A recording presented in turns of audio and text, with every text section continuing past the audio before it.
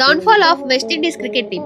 ఒకానొకప్పుడు క్రికెట్ లో అత్యంత డామినేట్ చేసిన టీం. వాళ్ళ బౌలింగ్ అయినా బ్యాటింగ్ అయినా అపోనెంట్ టీం కి దడ పుట్టేది. క్రికెట్ చరిత్రలో మొదటి వరల్డ్ కప్ గెలిచిన టీం గా రికార్డు సృష్టించారు. దానితో పాటు వరుసగా రెండో వరల్డ్ కప్ ని కూడా వాళ్లే కైవసం చేసుకున్నారు. కానీ అలాంటి పవర్ఫుల్ టీం ఈ రోజు చూస్తే ఐసీసీ ఈవెంట్స్ లో ప్లేస్ కోసమే చాలా ఇబ్బంది పడుతుంది. గొప్ప గొప్ప లెజెండరీ ప్లేయర్స్ ని అందించిన విండీస్ టీం ఈ రోజు ఎందుకు ఈ స్థితిలో ఉంది? మొదటి రెండు వరల్డ్ కప్ ట్రోఫీస్ ని గెలిచిన టీం కాస్త 2023 వరల్డ్ కప్ కి కనీసం పార్టిసిపేట్ చేసే అర్హత కూడా కోల్పోయింది. మరి అలాంటి టీం ఈ రోజు ఎందుకని ఈ పొజిషన్ లో ఉంది? ప్రపంచంలో జరిగే ఏ లీగ్స్ లో అయినా వెస్టిండీస్ ప్లేయర్స్ ఉండాల్సిందే. వెస్టిండీస్ ప్లేయర్స్ లేని క్రికెట్ ని మనం ఊహించుకోలేం. మరి టీం లోని బిగ్ ప్లేయర్స్ చాలా కాలం టీం కి ఎందుకని దూరంగా ఉన్నారు? ఎందుకని వెస్టిండీస్ బోర్డు వీళ్ళని స్క్వాడ్ లోకి తీసుకోలేదు? ఇవన్నీ ఇప్పుడు చూద్దాం. 1890 నుండి వీళ్ళు క్రికెట్ ఆడడం స్టార్ట్ చేశారు. కానీ ఐసీసీలో జాయిన్ అయింది మాత్రం 1926 లార్డ్స్ వేదికగా ఇంగ్లాండ్ తో మొదటి టెస్ట్ మ్యాచ్ ఆడారు. కానీ ఆడిన 3 మ్యాచ్లు ఓడిపోయారు.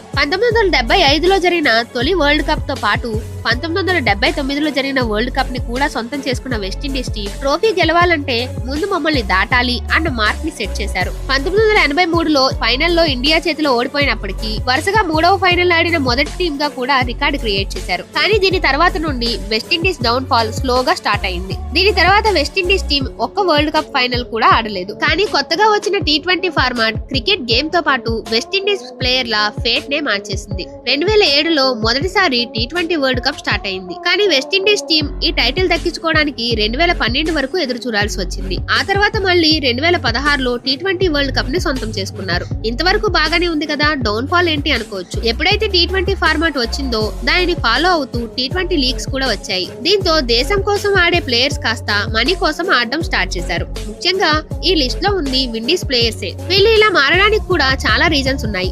అందులో మెయిన్ గా చెప్పాల్సింది వెస్టిండీస్ బోర్డ్. వెస్టిండీస్ బోర్డ్ సరిగ్గా సాలరీస్ పే చేయట్లేదు అని చాలా కంప్లైంట్స్ వచ్చాయి. 2013లో ఇండియాతో జరుగుతున్న సిరీస్ లో బ్రావో కెప్టెన్సీలోని వెస్టిండీస్ టీం సిరీస్ మధ్యలోనే తిరిగి వెళ్లిపోయింది. దీనితో రసెల్, బ్రావో, పొలార్డ్, నరేన్ లాంటి స్టార్ ప్లేయర్స్ అంతా నేషనల్ డ్యూటీని పక్కన పెట్టి T20 లీగ్స్ కి ఎక్కువగా ప్రిఫరెన్స్ ఇస్తున్నారు. దీంతో విండీస్ క్రికెట్ యొక్క మేజర్ డౌన్ ఫాల్ ఇక్కడ నుండే స్టార్ట్ అయింది. కెప్టెన్ గా విండీస్ టీం కి 2 T20 వరల్డ్ కప్స్ అందించిన డారెన్ సామీ కూడా 2016 తర్వాత విండీస్ టీం కి సెలెక్ట్ కాలేదు. ఇక్కడితో విండీస్ టీం లో కన్సిస్టెంట్ గా ఆడే ప్లేయర్స్ లేకుండా పోయారు. ఒక సిరీస్ లో కనపడే ప్లేయర్స్ మరో సిరీస్ లో కనపడరు. వీటన్నిటి ఫలితంగా వచ్చిన major down fall 2023 world cup కి వెస్టిండీస్ టీం క్వాలిఫై అవ్వకపోవడం.